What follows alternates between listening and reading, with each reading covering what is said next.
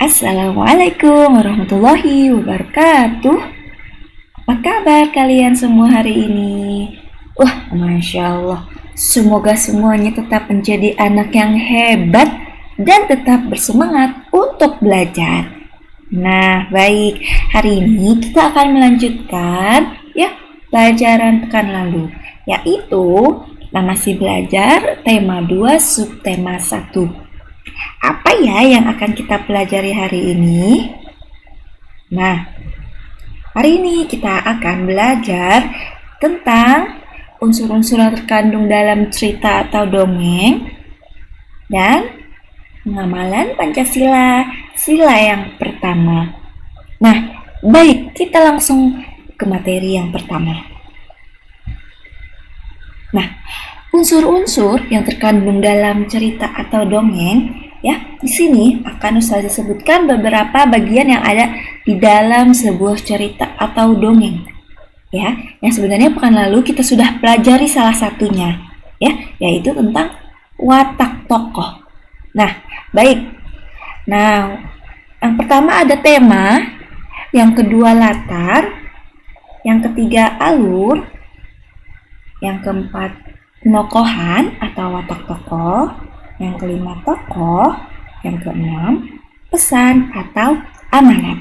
Nah, untuk penokohan kita sudah pelajari di pekan lalu, dan hari ini insya Allah kita akan masuk memahami tentang pesan atau amanat dari sebuah cerita atau dongeng. Nah, tapi Ustazah mau jelaskan dulu nih semuanya nih, satu-satu nih. Apa sih tema? Apa sih latar, alur, tokoh, pesan, penokohan? Nah, baik. Tema adalah gagasan pokok yang mendasari terbentuknya sebuah cerita, atau kata lainnya kita bisa sebut sebagai ide cerita. Nah, yang kedua ada latar. Latar artinya waktu dan tempat dalam cerita. Kalau alur, maksudnya itu jalan cerita, Nah, kalau penokohan, maksudnya itu sifat atau watak dari tokoh yang ada di cerita tersebut. Lalu, yang berikutnya ada tokoh. Tokoh ini maksudnya pelaku di dalam sebuah cerita itu ada siapa saja, Lalu yang terakhir, pesan atau amanat, maksudnya ini adalah pesan yang ingin disampaikan pengarang, kepada pembaca. Nah, jadi sekarang kita sudah tahu arti dari masing-masing unsur. Nah, sekarang kita akan mencoba kembali membaca cerita yang sudah kita pelajari pekan lalu, yaitu pohon beringin yang sombong. Suatu hari di sebuah hutan, ada pohon beringin yang sombong. Pohon beringin, bolehkah aku berteduh sebentar saja? Ujar burung kenari. Pohon beringin menjawab, tidak kenari, sebaiknya cepat kau pergi. Kancil menghampiri mereka. Mau kemana kau, Kancil? Pohon beringin bertanya. Aku akan pergi ke hutan seberang, namun tiba-tiba kakiku terkilir, ujar Kancil berpura-pura kesakitan. Wahai pohon beringin, bolehkah aku berlindung di sini? Tanya Kancil. Tidak, Cil, kau cari saja pohon yang lain, ujar pohon beringin. Kancil sangat kesal. Kancil memanggil ulat. Akhirnya, ulat pun berbondong-bondong memakan daun pohon beringin. Sejak saat itulah pohon beringin tidak sombong lagi. Nah, baik. Kan lalu kita sudah tahu sifat dari pohon beringin ini. Nah, baik. Watak tokoh yang ada di dalam cerita tadi, sifat dari pohon beringin. Yang pertama, sombong. Yang kedua, egois. Yang ketiga, pelit. Nah, jadi pohon beringin mempunyai 3 sifat ini ya, sombong, egois, dan pelit. Nah, lalu apa sih pelajaran yang bisa kita ambil dari cerita tadi? Ya, nah itu ada di dalam amanat. Nah, pelajaran yang pertama atau pesan yang pertama, ya, kita tidak boleh menjadi orang yang sombong atau tinggi hati. Kedua, jadilah orang yang selalu bermanfaat untuk orang lain. Dan yang ketiga, setiap orang memiliki kelebihan dan kekurangan masing-masing. Ya, jadi dalam cerita ini penulis pembuat cerita ingin menyampaikan kepada kita yang membaca bahwa kita tidak boleh menjadi orang yang sombong, karena akan ada akibatnya ya jika kita menjadi orang yang sombong. Misalnya kita akan dijauhi oleh teman kita ya. Nah, lalu yang kedua, jadilah orang yang selalu bermanfaat untuk orang lain ya. Jadi ketika kita memiliki kelebihan, maka kelebihan tersebut ya bisa kita berikan kepada orang lain. Ya, misalnya kita jago dalam pelajaran matematika, kita bisa memberi manfaat dalam bentuk mengajari teman kita yang masih belum paham atau mengerti. Ya. Jadi setiap orang memiliki kelebihan dan kekurangan masing-masing. Jika dia memiliki kelebihan, maka dia harus membagikannya kepada orang lain.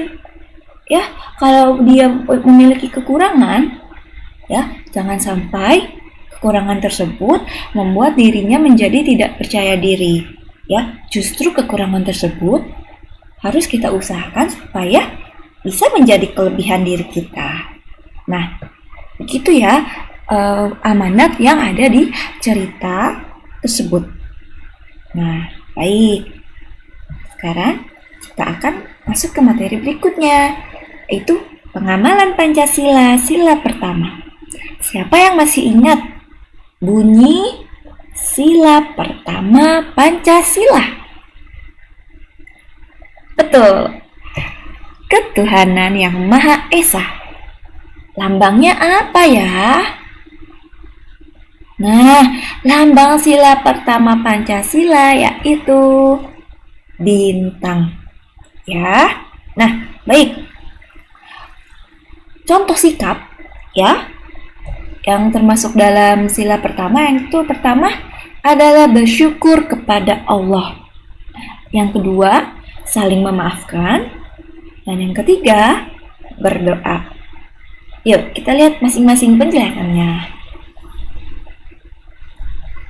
Nah, bersyukur kepada Allah. Nah, Allah telah memberikan karunia yang begitu besar kepada kita.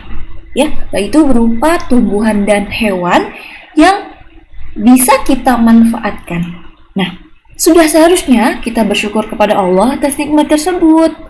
Nah, salah satu cara bersyukur adalah dengan melestarikan tumbuhan dengan cara merawatnya.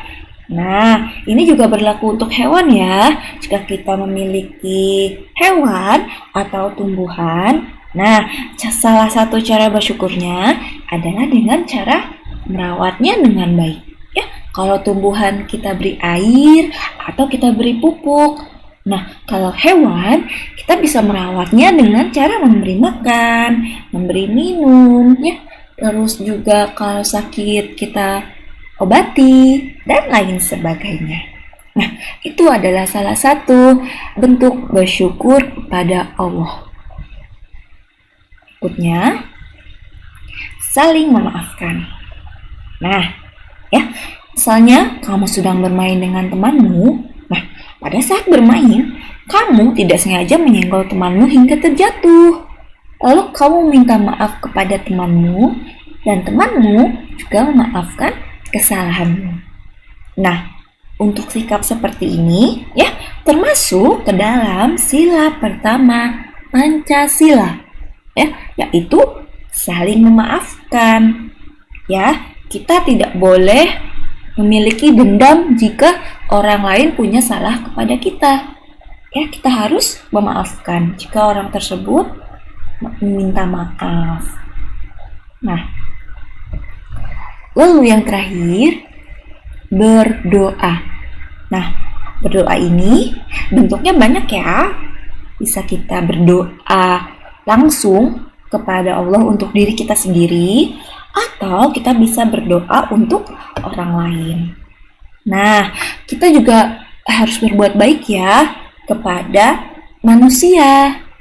Nah, salah satu caranya adalah dengan mendoakan orang lain. Nah, contohnya jika ada teman kita yang sakit, nah kita bisa memberikan doa pada teman kita tersebut, ya, supaya Allah berikan kesembuhan untuk teman kita. Atau kita juga bisa mendoakan orang tua kita, ya. Nah, bentuk doanya bisa bermacam-macam ya. Kamu jika menghafal doa, ya, kamu bisa mengucapkannya kapan saja doa tersebut, ya.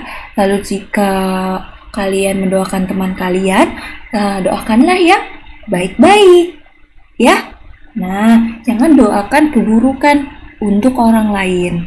Kalau kalian mendoakan keburukan untuk orang lain, nah nanti kalau doa tersebut berbalik kepada diri kalian bagaimana?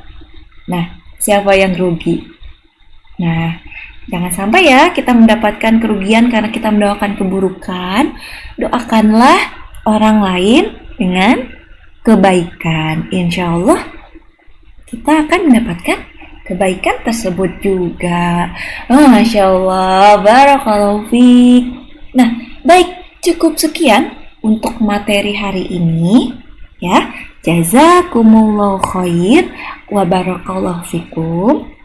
Tetap semangat ya untuk belajar. Oke, kita selesaikan materi hari ini dengan membaca doa kafaratul majlis. Subhanakallahumma wa bihamdika asyhadu an la ilaha illa anta astaghfiruka wa atubu ilaik. Assalamualaikum warahmatullahi wabarakatuh.